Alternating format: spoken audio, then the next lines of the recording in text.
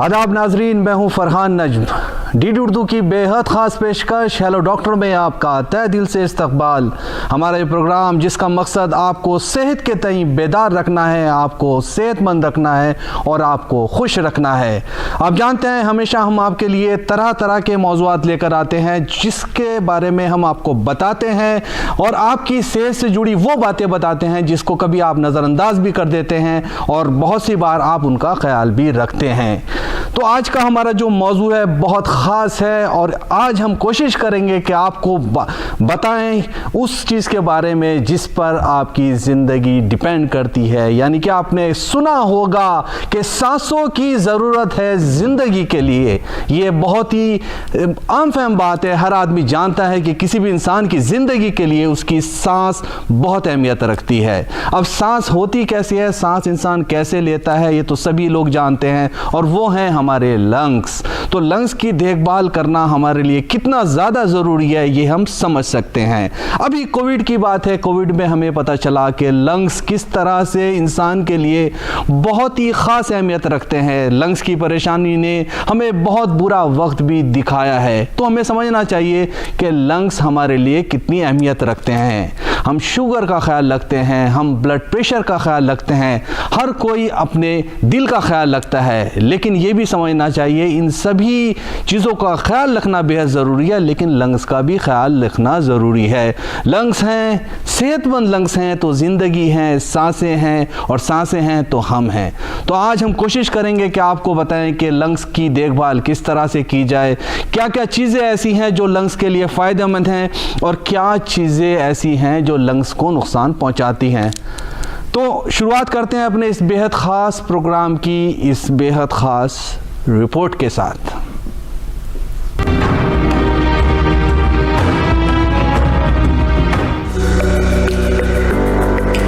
जिंदगी उसी पल तक है जब तक सांस चलती है और हमें हमारी जिंदगी के लिए सांस देने वाले हमारे लंग्स यानी हमारे फेफड़े हैं।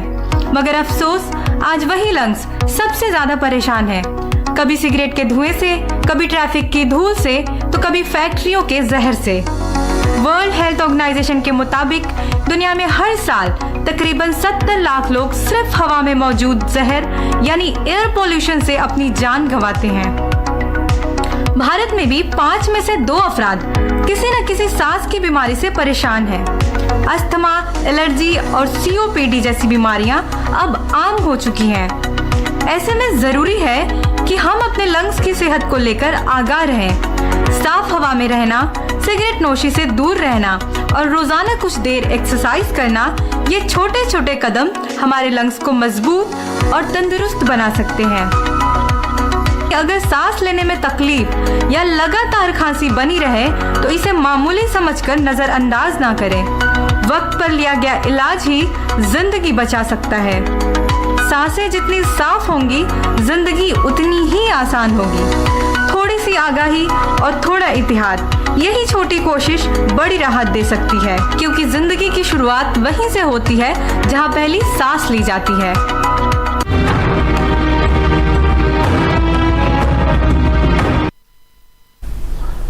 अभी रिपोर्ट में बताया कि वर्ल्ड हेल्थ ऑर्गेनाइजेशन ने अमवात का कितना बड़ा आंकड़ा बताया है। कितने फ़िक्र की बात है कि हमारी इस खूबसूरत दुनिया में जो लोगों की मौत हो रही है वो लंग्स की वजह से भी हो रही है और बड़े आंकड़े के साथ हो रही है।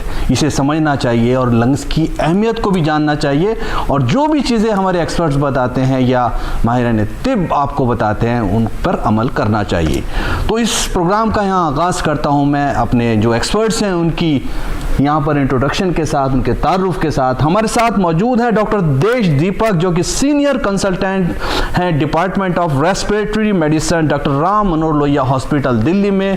यहाँ पर मौजूद है डॉक्टर शिप्रा आनंद जो कि एसोसिएट प्रोफेसर हैं department of pulmonary medicine Maulana Azad hospital Delhi में। और यहाँ पर हमारे एक बहुत ही ख़ास एक्सपर्ट और मौजूद हैं, वो हैं डॉक्टर सिद्धार्थ राज यादव जो कि एसोसिएट प्रोफेसर हैं department of pulmonary medicine, Patel chest institute, Delhi में। तीनों एक्सपर्ट्स का बेहद शुक्रगुजार हूँ यहाँ प्रोग्राम में तशरीफ़ लाए हमारे जो नाजरीन हैं उन्हें बताने के लिए कि कैसे वो अपने लंग्स की देखभाल रखें। यहाँ पर मैं सबसे पहले शुरुआत करूँगा डॉक्टर देश दीपक आपसे। प्रोग्राम में बात हो रही है लंग्स को सेहतमंद रखने की, उनकी केयर की, तो सबसे पहले जानना बेहद ज़रूरी ये है हमारे नाजरीन के लिए, हम सभी के लिए, कि लंग्स इंसान की ज़िंदगी में किस तरह से काम करता है, उसके जिस्म में उसका क्या रोल होता है और उसकी सेहत का ख्याल रखना कितना ज़रूरी है। डॉक्टर देश दीपक जी, तो जैसे आपने बताया फेफड़े या जिनको लंग्स बोलते हैं हम, ये हमें सभी जानते हैं कि सांस लेने के लिए लाजमी है, और अगर सांस नहीं है तो हम ज़िंदा नहीं रहेंगे। बच्चा जब पैदा होता है तो सबसे पहले जैसे ही वो सांस लेता है तभी कहा जाता है कि बच्चा पैदा हो गया, मतलब जीवित है वो, और मरने तक हम सांस लेते हैं। तो फेफड़े हमारे ताउम्र काम करते रहते हैं।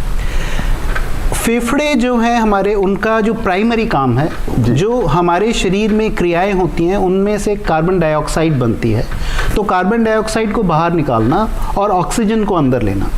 ऑक्सीजन हमारे शरीर में पहुंचती है तो उसी से सारी जो एक्टिविटीज़ हैं, मेटाबॉलिज्म है, वो हो पाता है। वैसे फेफड़ों के और बहुत सारे रोल्स हैं, लेकिन मेनली जो चीफ फंक्शन है वो यही है कि ऑक्सीजन को हर बॉडी के कोने कोने तक पहुंचाना, मतलब उसको ब्लड तक पहुंचाना जहां से ब्लड उसको ले जाता है, और कार्बन डाइऑक्साइड को बाहर निकाल देना।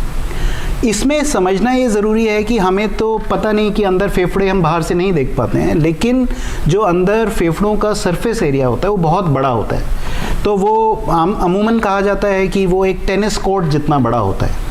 तो आप समझ लीजिए कि हम जब सांस लेते हैं तो हमारे अंदर एक इतना लार्ज एरिया है जो कि एक्सपोज होता है हवा से। जब भी हम हवा अंदर लेते हैं तो इतना सरफेस एरिया होता है। तो जैसे हम बाहर स्किन को देखते हैं तो हमें दिखता है कि इतना बड़ा सरफेस एरिया है, लेकिन लंग्स का अंदर बहुत ज़्यादा होता है, मतलब ऑलमोस्ट एक टेनिस कोर्ट के बराबर। तो जब हम हवा लेते हैं तो वो पूरा जो भी उस हवा में है वो उसको हमारे लंग्स के थ्रू हमारी बॉडी को एक्सपोज हो रहा है। तो ये बात बहुत लाजमी है समझनी कि ऐसा होता है। तो ये तो हमारे जो आपने कहा कि फेफड़ों का क्या रोल होता है, तो वो है जी, बहुत बड़ा रोल है, समझना चाहिए इंसानी जिस्म में फेफड़ों का, और उनकी सेहत का ख्याल रखना चाहिए। और यहाँ पर जब सेहत की बात हो रही है, लंग्स की सेहत की बात हो रही है, तो ये भी वाज़ेह होना बेहद ज़रूरी है, और हमें समझना भी ज़रूरी है कि लंग्स को कैसे पहचानें कि हमारे लंग्स हेल्दी हैं या उनमें खुदा न खास्ता किसी तरह की परेशानी चल रही है। इसके लिए मैं डॉक्टर शिप्रा से दरख्वास्त करूँगा कि आप बताइए कि किसी भी इंसान का जो लंग्स हैं अगर वो हेल्दी हैं तो उसकी किस तरह से पहचान हो सकती है। देखिए, हेल्दी लंग्स की पहचान करना तो बहुत ही आसान है। इसमें आपके जो, जैसे हम हो गए, आप हो गए, हमें कोई ऐसे सांस चलते फिरते कोई सांस नहीं फूलेगा, या हमें कोई छाती में दर्द नहीं होगा, कोई खांसी की शिकायत नहीं होगी, कोई ऐसा हमारा वज़न कम नहीं होगा, या हमें कभी खांसी में खून नहीं आएगा, या हमें थकावट नहीं रहेगी, या पसीना रात को सोते हुए पसीना नहीं आएगा। तो ये सारी चीज़ें हमारे हेल्दी लंग की तरफ इशारा करती हैं। और जैसे कोई बीमारी होगी हमारे फेफड़ों में तो उसी तरीके की प्रेजेंटेशन होगी, मतलब उसी तरीके की मरीज़ को शिकायतें होंगी। ऐसे मान लीजिए कोई फेफड़े के अंदर कोई गांठ बढ़ गई, उससे मरीज़ को खांसी वगैरह आ सकती है, सांस फूलना हो सकता है, या फेफड़े के अंदर पानी आ गया उससे सांस फूलना हो सकता है, छाती में दर्द हो सकता है, और पैरों में सूजन आ सकती है। तो ये कुछ चीज़ें हैं जो हमारे ये दिखाती हैं कि हमारे फेफड़े अभी हेल्दी हैं। अगर कोई परेशानी होगी तो मरीज़ को उसके लक्षण आने लग जाएंगे उसके हिसाब से ही। ये यहाँ पर डॉक्टर शिप्रा ने बात की कि किस तरह से ये अर्ली साइंस हो सकते हैं जिन्हें पहचानना बेहद ज़रूरी है। अब हम उन बातों पर यहाँ पर डॉक्टर सिद्धार्थ से रोशनी डलवाने की कोशिश करेंगे जो एक आम आदमी समझ सकता है। जो कि सांस की बात हो रही है, लंग्स की बात हो रही है। कोई भी इंसान जब चलता है, उसको सांस चढ़ रहा है, उसको बैठना पड़ रहा है बीच में, या वो जीना चढ़ रहा है, वहाँ पर उसको कोई इंसान एकदम चढ़ जाता है, कोई सांस ले के चढ़ता है। तो ये भी क्या लंग्स की प्रॉब्लम हो सकती है, या फिर हार्ट वगैरह या दूसरी तरह की परेशानी हो सकती है? क्या कहना चाहेंगे? देखिए, सबसे पहले मैं इसके बारे में बोलना चाहूँगा कि हर व्यक्ति अपने आप में एक अलग है। ऐसा नहीं है कि अगर आपका सांस चढ़ रही है चलने फिरने पे, आपको परेशानी हो रही है चलने में, तो ये सांस की ही दिक्कत है या फेफड़ों में कोई तकलीफ़ है ही। एक चीज़ होती है कि हम लोग को आदत नहीं होती, हम लोग रेगुलर एक्सरसाइज नहीं करते, तो हमारे लिए जो थोड़ा सा भी काम अगर बढ़ जाता है तो हमें लगता है कि हमारी सांस फूल रही है, हमारी धड़कन बढ़ रही है। पर दूसरी तरफ अगर आप रेगुलर एक्सरसाइज कर रहे हैं, आपकी बॉडी अडेप्टेड है उस काम को करने में, और आप वो काम रेगुलरली करते हैं और उसी पेस पे करते आ रहे हैं, पर अचानक से आपको महसूस होता है कि पहले तो मैं 3 सीढ़ियाँ चढ़ जाता था और रेगुलरली चढ़ता था, पर अब मेरे को चढ़ने में कुछ परेशानी होने लगी है। मैं पार्क में जाता था, घूमता था, 4 से 5 चक्कर आराम से काट लेता था, पर अब धीरे धीरे मेरी स्पीड कम हो रही है, मेरे को धीरे चलना पड़ रहा है, या फिर चलते हुए मेरी सांस फूल रही है, बात नहीं कर पा रहा हूँ मैं चलते हुए, तो हो सकता है कि ये फेफड़ों में कुछ दिक्कत हो। तो ये है कुछ पॉइंट्स। आपने ये बात की कि कोई इंसान अगर ग्राउंड में जाता है, राउंड्स लगाता है, वहाँ पर उसको किसी तरह की कोई परेशानी नहीं हो रही है, लेकिन अचानक से उसको परेशानी हो रही है, वो उस तरीके से नहीं कर पा रहा है जैसे वो कर रहा था, तो यहाँ से यहाँ तक आने में उसको क्या ये फ़ौरन ये कंडीशन पैदा हो सकती है, या कुछ वक्त के बाद ऐसा होता है जब वो निगलेक्ट कर रहा है चीज़ों को, उसको कम सांस चढ़ रहा है, उसे निगलेक्ट करता जा रहा है, उसको और दूसरी तरह की परेशानी जाहिर हो रही है, उनको निगलेक्ट कर रहा है, तो ये बताइए यहाँ से उसको यहाँ आने में कुछ वक्त लगता है या फ़ौरन भी हो सकती है? देखिए, है क्या इसके अंदर, कुछ बीमारियों के अंदर ये चीज़ फ़ौरन भी हो सकती है। जैसे अगर आपको दिल की बीमारी हैगी, कोई हार्ट अटैक आ रहा है, तो अचानक ही सांस फूलने लग जाएगी, पसीना आने लग जाएगा। पल्मोनरी एम्बोलिज्म है अगर, तो उस कंडीशन के अंदर भी अचानक सांस फूलने लग जाएगा, छाती के अंदर दर्द होगा, खांसी के अंदर खून आने लग जाएगा। पर कुछ बीमारियां ऐसी होती हैं जैसे COPD या इंटरस्टिशियल लंग डिजीज या फिर ब्रोंकियल अस्थमा। जैसे इंटरस्टिशियल लंग डिजीज है तो उसके अमूमन क्या होता है कि थोड़ा लंबा समय लगता है कि पहले सांस हल्की हल्की फूलनी शुरू होती है, फिर और बढ़ती जाती है और बढ़ती जाती है, और समय के साथ लगता है कि सांस बहुत ज़्यादा फूलने लग गई। COPD के अंदर भी इसी प्रकार है कि COPD जो लोग बीड़ी सिगरेट पीते हैं उनके अंदर शुरुआत के अंदर थोड़ी खांसी आने शुरू होती है, थोड़ी सांस फूलने लगती है, पर लगता है ठीक है मैं कंपनसेट कर सकता हूँ, उम्र बढ़ रही है मेरी, पर लोग इसको नज़रअंदाज कर जाते हैं। तो बीमारियाँ धीरे धीरे बढ़ना शुरू होती हैं, समय लेती है। और अस्थमा के जो मरीज होते हैं उसके अंदर क्या होता है कि बीमारी पूरे साल नहीं चलेगी, बीच बीच में सर्दियों के मौसम में अंदर जाएगी, किसी महीने के अंदर बीमारी बढ़ेगी, कुछ महीनों में कम हो जाएंगी। तो ये चीज़ें बड़ी ज़रूरी हैं कि इनका हमें ध्यान रखना चाहिए और अपने डॉक्टर से जाके मिलना चाहिए और अपने सिम्टम्स सही तरीके से बताने चाहिए।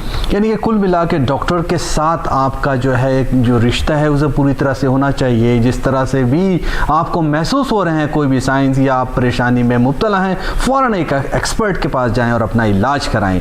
डॉक्टर देश दीपक, आप एक सीनियर कंसल्टेंट हैं department of respiratory Ram Manohar Lohia hospital में। बहुत मरीज देख चुके हैं और देखते हैं और देखते रहेंगे। तो आप किस तरह के ज़्यादा पेशेंट, हमारी जैसे इंडिया की बात करें, हमारी कैपिटल की बात करें दिल्ली की, तो किस तरह के पेशेंट ज़्यादा आ रहे हैं? क्या कोविड के बाद कुछ बढ़ोतरी हुई है पेशेंट्स में या उतने ही हैं, या क्या बदलाव देख रहे हैं आप जो मौजूदा दौर में पोल्यूशन भी इतना दिल्ली में फैल रहा है, किस तरह से बताना चाहेंगे इन चीज़ों को? जी, तो देखिए आजकल जो ये समय चल रहा है, ये मौसम चल रहा है, इस मौसम में सांस की बीमारियां ज़्यादा देखने को मिलती हैं। ओके।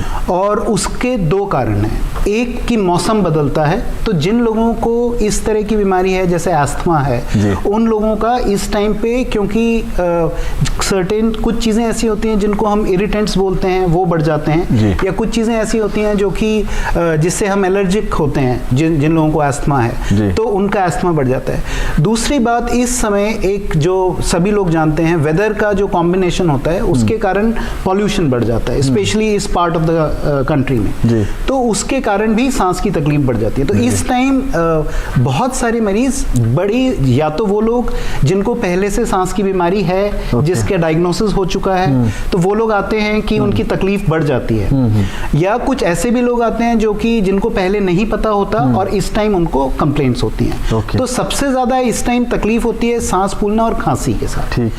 खांसी जो है वो 2 तरह की इस टाइम होती है। एक होती है जो कि खांसी सूखी है, जिसमें मतलब बलगम नहीं आ रहा है, खखार नहीं है। दूसरी खांसी होती है जिसमें कि साथ में बलगम है। जो बलगम वाली खांसी है उसके भी कई कारण हो सकते हैं। तो कभी कभी इस मौसम में कई बार अगर हमारी इम्यूनिटी लो हो, पोल्यूशन हाई है, तो बहुत सारे वायरसेस होते हैं जिसके कारण हमें इन्फेक्शन हो जाता है। और वायरल इन्फेक्शन अमूमन आमतौर पे अपने आप, जिन लोगों की इम्यूनिटी अच्छी है वो अपने आप ठीक हो जाता है कुछ दिन में। तो पहले कुछ दिन आपको सर्दी खांसी जुकाम होगा और कुछ दिन में बुखार भी हो सकता है, लेकिन वो 4-5 दिन 5-7 दिन में ठीक हो जाता है। पर कभी कभी उसके बाद आपको बैक्टीरियल इन्फेक्शन हो सकता है अगर आपकी उस तरह का एक्सपोजर है या उस तरह का इम्यूनिटी उतनी अच्छी नहीं है, तो उसके कारण वो लंबा चल सकता है। तो फिर उसके लिए आपको उस तरह की दवाइयाँ लेनी पड़ती हैं। तो इस मौसम में जो आपने पूछा, सबसे ज़्यादा हमें, वैसे तो देखिए जो बड़े शहर हैं, बड़ी जगहों पे सभी तरह के मरीज़ आते हैं, लेकिन जो तकलीफ़ें बहुत ज़्यादा बढ़ जाती हैं वो सांस लेने में और खांसी की दिक्कत इस टाइम पे ज़्यादा। ये लंग्स का डैमेज होना क्या होता है डॉक्टर साहब? ये अक्सर सुना है कि डॉक्टर्स बताते हैं जब डायग्नोज करते हैं कि लंग्स काम नहीं कर रहे हैं बल्कि डैमेज हैं जी। तो ये क्या चीज़ होती है और किन वजहों से होती है, वो उस पर भी जी। तो आम तौर पे जब डॉक्टर्स किसी लेमैन को, किसी आम आदमी को बताते हैं कि लंग्स डैमेज हैं, इसका मतलब उसके अंदर कुछ ऐसे फैक्टर भी है क्या इसमें, जरा वो भी बताइए। मैं आता हूँ उसके ऊपर। उसमें इसका मतलब कि कुछ ऐसा हुआ है जो कि इरिवर्सिबल है। आम तौर पे जब डॉक्टर्स बोलते हैं कि भाई आपका लंग डैमेज्ड है, तो जैसे एक कंडीशन होती है जिसको हम ब्रोंकियल अस्थमा बोलते हैं, उसमें सांस की तकलीफ होती है, आप इलाज करिए, व्यक्ति पूरी तरह ठीक हो सकता है। तो वो लंग हम उसको कभी भी डैमेज नहीं बोलते हैं, उसमें खाली जो उसको सांस लेने की जो नलियां हैं वो संकरी हो जाती हैं, पतली हो जाती हैं, तो उसको ट्रीटमेंट से वो फुली रिवर्सिबल हो जाता है। लेकिन लंग्स डैमेज का मतलब कि कोई ऐसी चीज हो गई है जो ILD वगैरह, हाँ, तो अब उसमें लंग्स के देखिए अलग अलग कंपोनेंट होते हैं। एक तो एयरवे होता है, जो वो रास्ता जिससे कि जो सांस है हमारी वो लंग्स तक पहुंचती है। एक लंग्स का हम जिसको पेरेन्काइमा बोलते हैं, या जो सब्सटेंस होता है जहाँ पे कि ऑक्सीजन और कार्बन डाइऑक्साइड का एक्सचेंज होता है।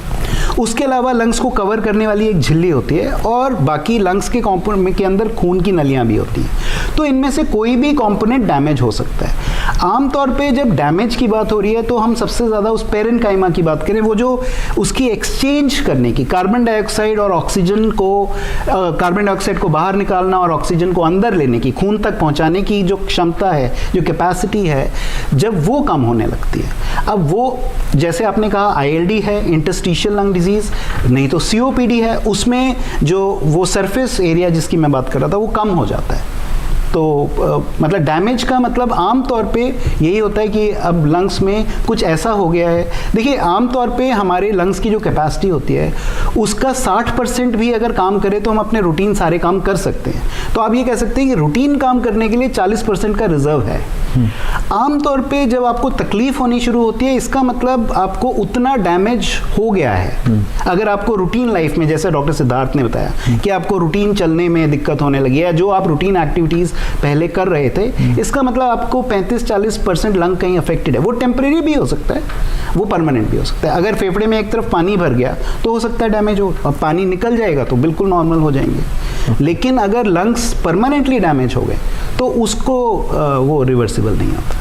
ओके डॉक्टर शिप्रा, इस वक्त मैं आपसे जो क्वेश्चन करने जा रहा हूँ, बहुत ही मतलब मौजूदा दौर में बहुत ज़्यादा ये प्रॉब्लम सब लोग फेस कर रहे हैं, वो है पोल्यूशन। तो मैं जानना चाहता हूँ कि पोल्यूशन किस तरह से लंग्स को मुतासिर करता है, अफेक्ट करता है? देखिए, पोल्यूशन बहुत तरीक़ों से, स्पेशली जो हमारे छोटे बच्चे हो गए, हमारे एल्डरली पॉपुलेशन, बूढ़े लोग हो गए, इनके लंग्स को सबसे ज़्यादा इफेक्ट करता है। या फिर जो पेशेंट हैं ऑलरेडी जिनको लंग कंडीशंस लाइक COPD हो गया, ILD के पेशेंट हो गया, आस्थमा के पेशेंट्स हो गए, इनको बहुत ज़्यादा इफेक्ट करता है। बेसिकली एयर पॉल्यूटेंट्स में क्या होता है कि इसके अंदर पार्टिकुलेट मैटर होता है, that is PM2.5 and PM10, जो सबसे ज़्यादा परेशानी का कारण होता है ऐसे मरीज़ों के लिए। और इसके अंदर बड़े सारे टॉक्सिन्स होते हैं जो कि हमारे ऑटोमोबाइल्स वगैरह, जैसे गाड़ियाँ हो गई और हमारी फैक्ट्रीज़ हो गई, इंडस्ट्रियल एरियाज़ हो गए, वहाँ से निकलते हैं। ये सारे एयर में मिल करके जो ये टॉक्सिन्स हैं, और अभी जैसे सर्दियाँ आ रही हैं और ये नॉर्थ इंडिया का मतलब स्पेशली इस एरिया के प्रॉब्लम है कि इस सीज़न में स्पेशली बिकॉज ऑफ विंड या जो भी आप कहें, उसकी वजह से एक लेयर सी बन जाती है हमारी सराउंडिंग में, जिसको हम स्मॉग बोलते हैं। फॉग प्लस और स्मोक का जो कॉम्बिनेशन होता है, जो कोहरा होता है और ये जो धुआं है, पोल्यूशन का जो धुआं है, इसका कॉम्बिनेशन से स्मॉग बन जाता है, जो कि हेल्दी पेशेंट के लिए, हेल्दी इंसानों के लिए, और जो ऑलरेडी पेशेंट हैं और बच्चे और बूढ़ों के लंग्स के लिए बेहद ख़तरनाक है।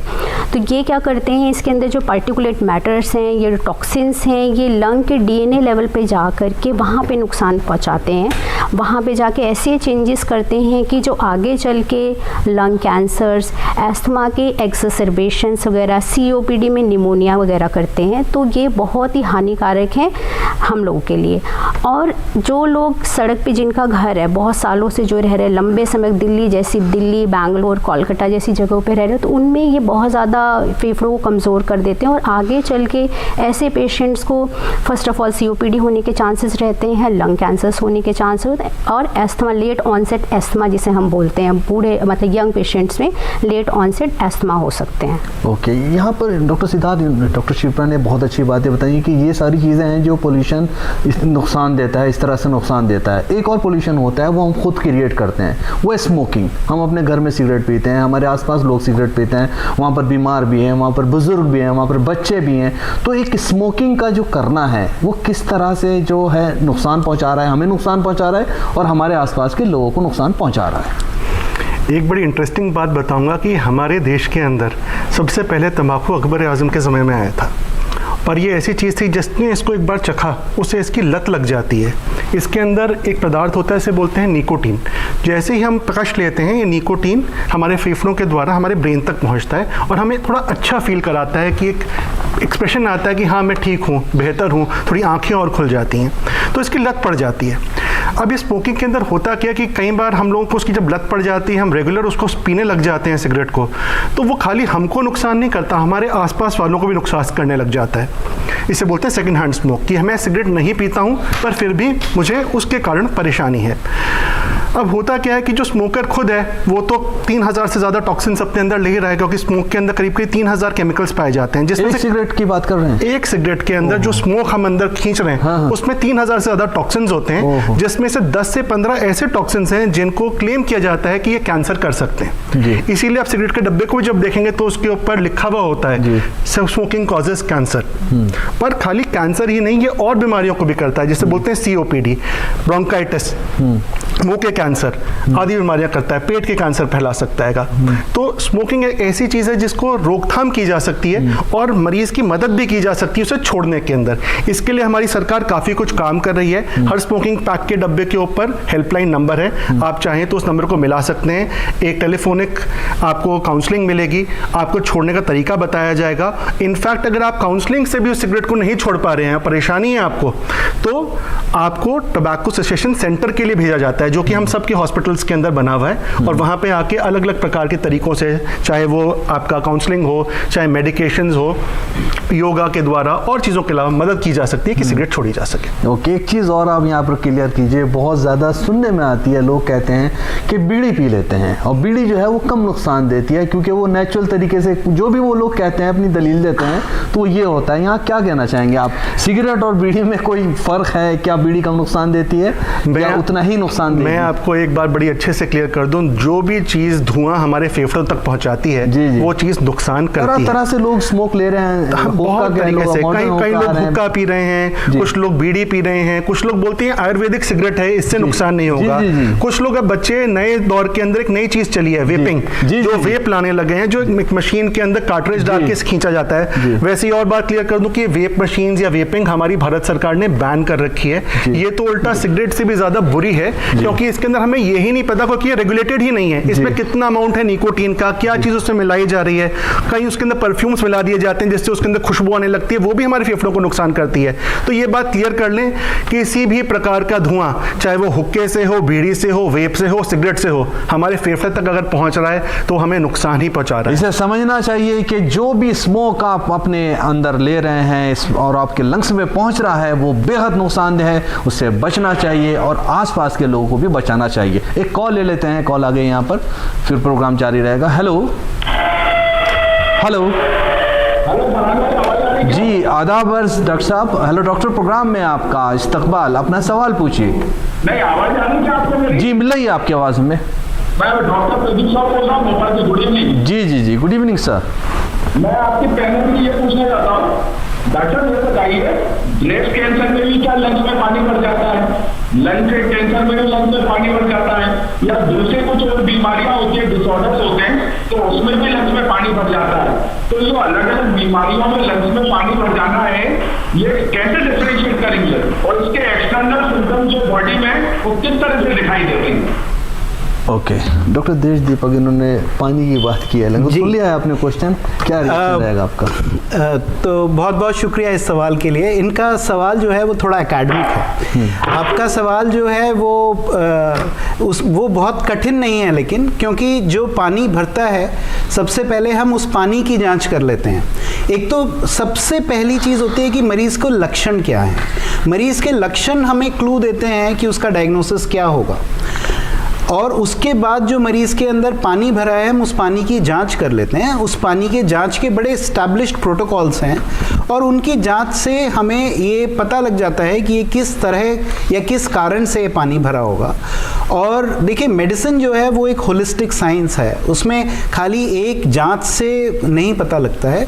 जो मरीज़ के लक्षण हैं, जो उसके अंदर और आपको जब आप उसको एग्जामिन करते हैं तो क्या फाइंडिंग्स आती हैं, पूरे बॉडी को हम चेकअप करते हैं, और उसके बाद जब पानी निकाला तो उसमें क्या आया, उससे बहुत ही आसानी से ये डायग्नोसिस बन जाता है कि जो लंग्स में पानी भरा है वो किस कारण से है। तो ये कोई कठिन नहीं है ये काम, लेकिन थोड़ा ये क्लिनिकल क्वेश्चन है आपका। उम्मीद है ये जो बातें बताई हैं यहाँ पर डॉक्टर देश दीपक ने आपके लिए बहुत ही कारगर होंगी, और आप समझे होंगे कि किस तरह लंग्स का भरा पानी को आइडेंटिफाई किया जा सकता है।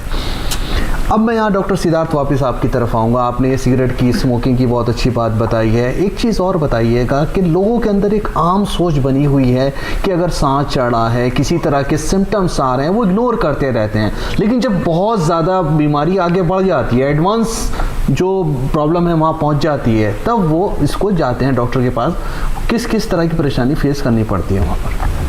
देखिए, हमारे पास भी क्या है कि हमारे पास अगर मरीज़ उस स्थिति में पहुंचता है जब बीमारी बहुत एडवांस फेज़ में पहुंच चुकी है, तो कुछ बीमारियों में तो इलाज किया जा सकता है, पर कुछ बीमारियां ऐसी होती हैं, मान लीजिए कि फेफड़े के अंदर गांठ है या लंग कैंसर है, जिसके कारण सूखी खांसी लंबे समय तक चल रही है या सांस फूले जा रहा है, और उस स्थिति में पेशेंट हमारे पास अंतिम मोड़ पर पहुँचे, और जब हम एक्सरे करके देखें तो हमें गांठ दिखे, CT स्कैन करें तो गांठ दिखे, या फिर हम पेट स्कैन करें और जाँच करने के बाद पाएँ कि पूरे शरीर के अंदर ही कैंसर फैल चुका है, तो उसमें मदद कर पाना बड़ा मुश्किल हो जाता है।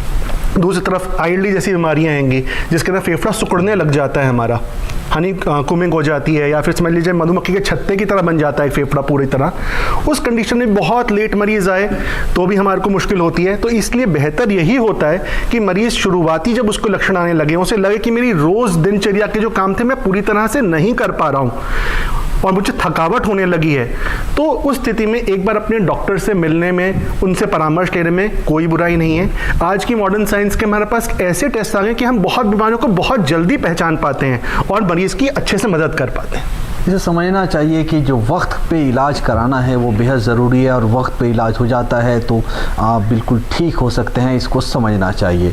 डॉक्टर देश दीपक आपकी तरफ आऊँगा मैं। एक सवाल बहुत अच्छा यहाँ पर इन्होंने बताया है कि ये जो देर होता है, डिले करना होता है अपने इलाज का, वो बहुत ख़तरनाक साबित हो सकता है।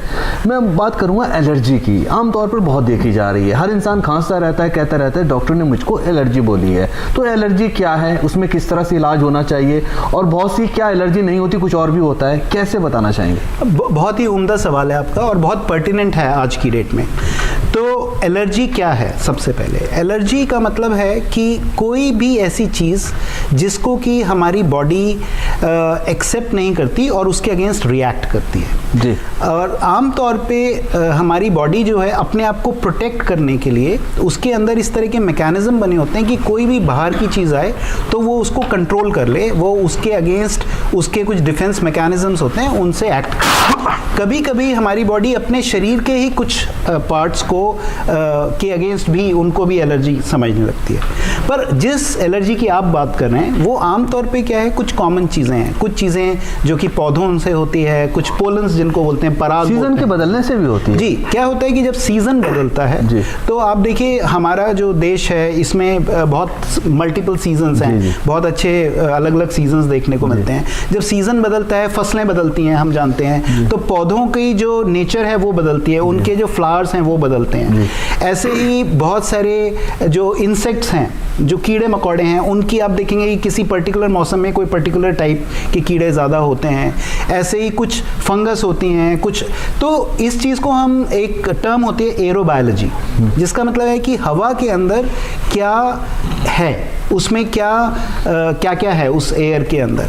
जैसे मैंने आपको बताया कि हम जब सांस लेते हैं तो हम पूरे लंग्स को एक्सपोज करते हैं। आप देखिए कोई भी आदमी अपने चेहरे पे उठा के धुआं नहीं लगाएगा, ठीक है, तो हम क्योंकि हम स्किन केयर जानते हैं कैसे करते हैं, लेकिन हम जब सिगरेट पी रहे हैं तो हम अपने पूरे फेफड़े के अंदर धुआं भर रहे हैं। और तो इसलिए अब मतलब ये सिर्फ समझने का फ़र्क है कि क्योंकि लंग्स हमें नज़र नहीं आते, हमें लगता है कि वो तो अंदर जा रहा है, पर अंदर वो कितना नुकसान कर रहा है। तो एलर्जी जैसे आपने कहा, तो कुछ तो जेन्युइन एलर्जीज होती हैं, जैसे कि एलर्जन है कोई चीज़ जिसको आपकी बॉडी रिएक्ट करती है, एक इंसान की करती है, दूसरे इंसान की नहीं करती, या आपकी बॉडी किसी समय पे करती है और इलाज लेने से वो नहीं करती। कुछ चीज़ें होती हैं जिनको हम इरिटेंट्स बोलते हैं, जैसे पोल्यूशन में, जैसे डॉक्टर साहब ने बताया कि पोल्यूशन में एक तो पार्टिकल्स होते हैं, कण जिनको बोलते हैं, उसके अलावा गैसेस होती हैं। तो गैसेस से या पार्टिकल्स से वो इरिटेंट्स हैं, तो उससे तो आप देखिए आप शरीर पे अपने कुछ स्किन पे खरोंचेंगे, कुछ करेंगे तो वो तो आपको हर्ट करेगा ही। ऐसे ही अगर फेफड़े के अंदर आपके इरिटेंट्स जाएंगे तो वो इरिटेंट्स हैं। जब बहुत हाई पोल्यूशन लेवल है कि 500 के ऊपर आपका पोल्यूशन लेवल आ रहा है AQI, तो वो तो इवन जो आदमी एलर्जिक नहीं है उसको भी अफेक्ट करेगा। तो हमेशा ये एलर्जी नहीं होती, हम उसको एलर्जी, बहुत बारी ऐसा होता है कि कोई वायरल इन्फेक्शन हुआ जिसमें कि नाक बहने लगी, छींकें आने लगी, गला खराब हो गया, अक्सर उसको भी एलर्जी समझ लिया जाता है और उसमें एंटी एलर्जिक्स दे दिए जाते हैं। तबकि आमतौर पे जो वायरल डिजीजेस होती हैं उनको हमारी बॉडी अपने आप कुछ दिन में ठीक कर लेती है। तो जैसा आपने कहा ये बिल्कुल सही है कि एलर्जी होती है, बहुत इम्पॉर्टेंट पार्ट है। एलर्जी से सडनली हमारी जो सांस की नलियां हैं वो नैरो हो जाती हैं कभी, जिसको हम ब्रोंकियल अस्थमा बोलते हैं, हमारी नाक पे हो सकती है। एलर्जी हमारी बॉडी के किसी भी पार्ट को अफेक्ट कर सकती है और कई बार वो एलर्जी नहीं होती पर एलर्जी समझ लिया जाता है। इसको थोड़ा सा कंप्लीट कर दीजिए डॉक्टर साहब। इसमें कुछ जोड़ना चाहूँगा जी प्लीज़, कि हुआ क्या है कि एलर्जीज़ के अंदर कि मौसम परिवर्तन जो हुआ है उसने भी बहुत बड़ा इफेक्ट लाया है इसके ऊपर। और दूसरी एक बड़ी ज़रूरी बात यह है कि हम लोग ग्लोबलाइज होने लग गए हैं, तो कई ऐसी नस्लों के पौधे भी हिंदुस्तान आने लग गए हैं जो पहले यहाँ नहीं थे। खान पान के अंदर फ़र्क आया है, लाइफस्टाइल मॉडिफिकेशन काफ़ी कुछ हो गई है। और दूसरी एक और चीज़ है जो अभी शोध के अंदर हमने पाई है कि जो नई किस्म के पौधे लाए जाते हैं, जैसे राजस्थान के अंदर अब ऑलिव की ग्रोथ कराई जा रही है कि जैतून के पेड़ लगाने लग गए हैं। पर इस जैतून के पेड़ लगाने से अब चीज़ क्या आई है कि वहाँ पे हम लोग जब शोध कर रहे हैं और चीज़ें पा रहे हैं कि वहाँ पे लोगों में सेंसिटाइजेशन बढ़ गया है इसके प्रति, कि जो पहले से नेटिव्स वहाँ पे जो आम पॉपुलेशन थी उससे एलर्जिक नहीं थी, पर अब सेंसिटाइजेशन होने गई है तो एलर्जीज बढ़ने लग गई है। दूसरी एक और चीज़ देखी गई है कि आजकल कुछ शोध के अंदर कुछ पेपर्स ऐसे भी आए हैं जो ये बताते हैं कि पहले यूजुअली जो बच्चों का जन्म होता था वो नॉर्मल वजाइनल डिलीवरीज होती थी कि योनि के रास्ते से बच्चा बाहर निकल के आता था, पर अब ज्यों-ज्यों सिजेरियन सेक्शंस बढ़ने लग गए हैं कि बच्चा योनि के बजाय डायरेक्टली पेट से निकाल लिया जाता है। तो इनिशियल एक्सपोजर उसका इन चीज़ों से होता ही नहीं है, जिस कारण भी एलर्जीज बढ़ने लग गई हैं। जी जी, तो ये भी एक बड़ा इंपॉर्टेंट तारुफ रखता है। डॉक्टर सिद्धार्थ, आप एक चीज़ और यहाँ पर बताइए, एलर्जी की बात हो गई है, बहुत अच्छे से आपने बताया, डॉक्टर देश दीपक ने बताया। अब ये बताइए कि इस एलर्जी को डील कैसे करें, क्योंकि बहुत लोग इसमें परेशान हैं, वो कैसे करें, इलाज करें ना करें, यहाँ तक लोग कहते हैं कि इसका कोई इलाज नहीं है, तो क्या कहना चाहेंगे? एलर्जीज का इलाज किया जा सकता है बशर्ते कि आप सही जगह पर पहुंचे, सही डॉक्टर से मिलें जो एलर्जी रेगुलर बेसिस पे देखता हो। आप अपने पल्मोनोलॉजिस्ट से जाके मिलें। सबसे पहले तो पल्मोनोलॉजिस्ट आपका ये देखेगा कि भाई आपको एलर्जी फेफड़ों की है, आंखों की है, शरीर में है, किस जगह है। अगर फेफड़ों की एलर्जी तो वो खुद डील करेंगे कि भाई ब्रोंकियल अस्थमा है, इस एलर्जी के कारण ही बीमारी हो रही है। उसके लिए जानने के लिए एक डिटेल्ड हिस्ट्री लेना बड़ा जरूरी है कि पेशेंट आके बता पाए कि मेरे को इस समय पे ऐसा होता है, ऐसा जब होता है, घर में होता है, बाहर होता है, जिससे डॉक्टर ये जान पाता है कि भाई एलर्जन कहाँ पे छुपा बैठा है। जब एक बार हमें पता चलता है कि हाँ एलर्जन मान लीजिए घर के अंदर है, कि पेशेंट ये बोलता है मुझे घर में आके परेशानी ज्यादा होती है, बाहर में अपने ऑफिस में काम करने जाता हूँ, पार्क में जाता हूँ, ठीक हूँ, पर जाता हूँ घर पे बिस्तर पे लेटता हूँ और तुरंत छींकें आने लग जाती हैं, रात को सो नहीं पाता, बीच बीच में उठना पड़ता है, फिर लेटता हूँ, दिक्कत हो जाती है, पुराना सामान, पुरानी अखबार उठाता हूँ तो दिक्कत बनती है। ये सब अगर हिस्ट्री अगर पेशेंट देता है तो फिर हम नेक्स्ट टेस्ट करते हैं कि उसका एलर्जी टेस्ट किया जाए। एलर्जी टेस्ट के अंदर यूजुअली हम स्किन प्रिक टेस्ट करते हैं या फिर कई बार खून से भी टेस्ट करके देखा जाता है कि किस चीज़ के कारण एलर्जीज है, किस चीज़ के कारण हमारी बॉडीज़ के अंदर एंटीबॉडीज़ बन रहे हैं। और हम स्किन प्रिक टेस्ट करके पाते हैं कि भाई आप इस चीज़ से एलर्जिक हैं, पता चल पाया, हिस्ट्री उससे कोलैबोरेट कर जाए तो इसके लिए इलाज अलग अलग प्रकार का है। एक तो है खाली मेडिकेशन की हम गोलियां दे दें अगर हमें पता नहीं चल पा रहा। दूसरा एक अच्छा इलाज है कि हम नेजल स्प्रेज या इनहेलर्स शुरू करें जिसके कारण फेफड़ों में जो सूजन या नाक की नलकी में जो सूजन है जिसके कारण छींकें, जुकाम, खांसी हो रही है वो कंट्रोल हो जाए। और एक दूसरा तरीका भी है जिसे हम बोलते हैं इम्यूनोथेरेपी, जो कि सबक्यूटेनियस तरीके से दी जाती है, इंजेक्शन लगा के, और गोलियां भी दी जा सकती हैं। तो ये तरीके बहुत हैं, लेकिन आपकी जो प्रायोरिटी होनी चाहिए वही होनी चाहिए कि आप अच्छे डॉक्टर के पास जाएं जो कि पल्मोनरी का एक्सपर्ट हो और आपकी चीज़ों को समझ सके। जी, इसमें मैं एक पॉइंट ऐड करना चाहूँगी। चलिए आप बताइए क्या करें। देखिए, अभी जैसे सर ने बताया कि ऐसे पौधे कुछ आउटसाइड से हम इंडिया में ला रहे हैं, इससे सेंसिटाइजेशन हमारी पॉपुलेशन का नहीं है, एंड पेशेंट को उसकी डेवलपमेंट जैसे सेंसिटाइजेशन की होती है तो एज ए ट्रिगर काम करते हैं। बट एक बहुत इंपॉर्टेंट चीज़ इसमें जो हम लोग मिस कर रहे हैं कि एक हाइजीन हाइपोथेसिस होती है। इसमें क्या होता है कि आजकल के जैसे हम अर्बन एरियाज़ के जो पेरेंट्स हैं अपने बच्चों को इतना प्रोटेक्ट करके रखते हैं कि बाहर नहीं जाना, इस पौधे को नहीं छूना, इस एनिमल को नहीं छूना, इस जानवर को नहीं छूना, इन कपड़ों को नहीं पहनना। तो इससे क्या हो रहा है कि इन बच्चों का एक्चुअली एक्सपोजर नहीं हो रहा, मतलब इनका आमना सामना इस पर्टिकुलर ट्रिगर से, इस पर्टिकुलर एलर्जन से नहीं हो रहा। तो विद द टाइम इनमें वो सेंसिटाइजेशन डेवलप हो रहा है और आगे चल के यही बच्चे इनको एस्थमा डेवलप कर रहे हैं, एलर्जीज डेवलप कर रहे हैं। तो ये प्रॉब्लम क्रिएट हो सकती है, इसे समझना चाहिए। डॉक्टर शिप्रा, यहाँ पर हाई पोल्यूशन की बात हुई, हाई AQI की बात हुई है, जैसे कि डॉक्टर देश दीपक ने बताया यहाँ पर। अब मैं आपसे एक जनरल क्वेश्चन ये कर रहा हूँ, AQI बहुत ज़्यादा हाई है, लोग घर से निकलते भी हैं और घर जाते भी हैं अपना, तो उनको कौन से ऐसे इक़दाम हैं, क्या क्या करना चाहिए कि वो घर से बाहर जा रहे हैं, जब अपने बाइक से जा रहे हैं, गाड़ी से जा रहे हैं या मेट्रो से जा रहे हैं, और जब वो घर से ऑफिस से वापस घर आएँ तो उन्हें क्या क्या स्टेप्स फॉलो करने चाहिए जिससे पोल्यूशन का असर कुछ हद तक कम हो सके? देखिए, पोल्यूशन का असर कम तो 2 लेवल पे ही हो सकता है। एक तो हमारे अपने लेवल पे और दूसरा गवर्नमेंट के लेवल पे। जी, गवर्नमेंट अपना काम कर रही है, गवर्नमेंट अपना काम कर रही है, लेकिन हम लोग कहीं ना कहीं हमारे लेवल पे हमारे लेवल पे यही हम कर सकते हैं कि जब हम बाहर निकल रहे तो हम N95 मास्क वेयर करके करके निकलें, और हेलमेट वगैरह वेयर करें कि पहने उसको डायरेक्टली ताकि हवा हमारे सांस की नलियों में ना जाए। ठीक है। और दूसरी चीज़ ये है, घरों के अंदर हम ऐसे इंडोर प्लांट्स वगैरह लगाएं जो हवा को प्यूरिफाई करते हैं। और एक चीज़ हम ये कर सकते हैं कि घर में अगर कोई अफोर्ड कर सकता है तो एयर प्यूरीफायर्स वगैरह लगाएं, जिससे थोड़ा सा आपको फ़र्क पड़ेगा अंदर से और बाहर से। इतना ही कर सकते हैं। और बहुत ज़्यादा ये है कि हम अपना डाइट मॉडिफिकेशन वगैरह कर सकते हैं, जैसे हरी सब्जी वगैरह, फल वगैरह खा सकते हैं, जिसमें एंटीऑक्सीडेंट्स होते हैं, ये हमें थोड़ा एलर्जीज वगैरह से प्रोटेक्ट कर सकते हैं। ओके। अच्छा, यहाँ पर आप एक चीज़ और बताइए कि ये सारी बातें हो गई हैं, बीमारियों की भी हो गई हैं और सिम्टम्स की भी हो गई हैं, अब लंग्स को हेल्दी कैसे रखा जाए नेचुरल तरीके से, कैसे क्या हम कर सकते हैं? देखिए, नेचुरल तरीके से हम ऐसे हेल्दी रख सकते हैं। एक तो मैंने खान पान के लिए बताया आपको, जिसमें हम हरे सब्जियां और फल वगैरह अपनी रोज़मर्रा की ज़िंदगी में शामिल कर सकते हैं, और डीप ब्रेथ एक्सरसाइजेस कर सकते हैं, जिसमें डॉक्टर्स आपको बताते हैं कि ये क्या टेक्निक होती है, कैसे करनी होती है। तो जब भी हमें थोड़ा टाइम मिले हम इसे कर सकते हैं। एंड जैसे मॉर्निंग वॉक वगैरह में, इस समय पोल्यूशन, जैसे मॉर्निंग वॉक के लिए अभी बहुत सारे जो हमारे बुज़ुर्ग मरीज़ हैं वो जाते हैं, तो वो तब तक अवॉइड करें, तब तक नहीं जाएं जब तक ऐसा इस तरीके का स्मॉग वाला टाइम चल रहा है हमारा, बहुत ज़्यादा जब पोल्यूशन है। तो ये सब थोड़ा बहुत करके हम लोग अवॉइड कर सकते हैं। बाकी इससे 100% तो हम अपने आप को प्रोटेक्ट नहीं कर सकते, क्योंकि हमें इसी में ही सांस लेना है, इसी में ही इसी से ऑक्सीजन लेना है। बिल्कुल लास्ट में पहुंच चुका है यहाँ पर डॉक्टर शिप्रा। मैं छोटे छोटे सवाल लूँगा यहाँ पर, और उसके बाद हम प्रोग्राम आपसे मैसेज भी लेंगे। ये कोविड-19 के बाद बहुत शॉर्ट में बताइए, जिनको कोरोना हुआ उन्हें किस तरह से अपना चेकअप कराते रहना चाहिए, किस तरह सिम्टम्स को पहचानना चाहिए, बहुत शॉर्ट में डॉक्टर देश दीपक। देखिए, मैं ये बताना चाहूँगा कि कोविड को लेके काफ़ी सारी भ्रांतियाँ हैं। जिन लोगों को कोविड बहुत सीवियर हुआ था, बहुत सारे लोग उसमें से सर्वाइव नहीं किए। ज़्यादातर लोग जिन्होंने सर्वाइव किए उनके लंग्स काफ़ी हद तक ठीक हैं अब।